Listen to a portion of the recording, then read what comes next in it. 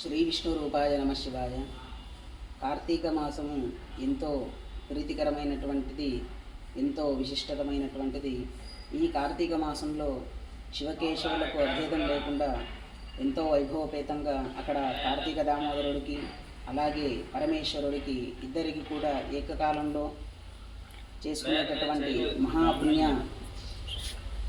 మాసం ఏమైనా ఉందంటే అది కేవలం కార్తీక మాసమే. కాబట్టి అందులోది ఈరోజు చిలుక ద్వాదశి అని, క్షీరాబ్ది ద్వాదశి అని చెప్పి పిలుచుకుంటూ ఉంటారు.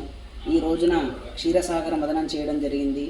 ఆ మదనంలో సురభి అనేటటువంటి ఆవు, ఇలా కొన్ని వస్తువులు, జంతువులు పుట్టడం ద్వారా మానవాళికి ఎంతో మేలు జరిగింది.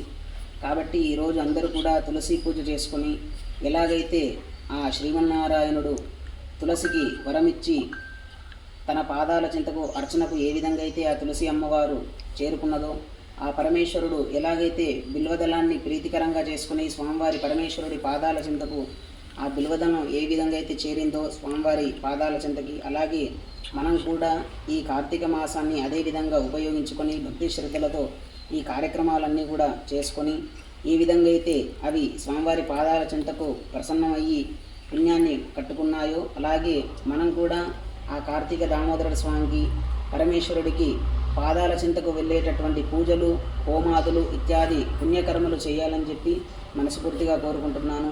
కాబట్టి అందరూ కూడా ఈ కార్తీక మాసాన్ని, క్షీరాబ్ది ద్వాదశిని ఎంతో భక్తి శ్రద్ధగా పురస్కరించుకొని స్వామివారి కృపాకటాక్ష వీక్షణాలకు పాత్రలు కావాల్సిందిగా కోరుతున్నాము. శ్రీ విష్ణు రూపాయ నమ శివాయ.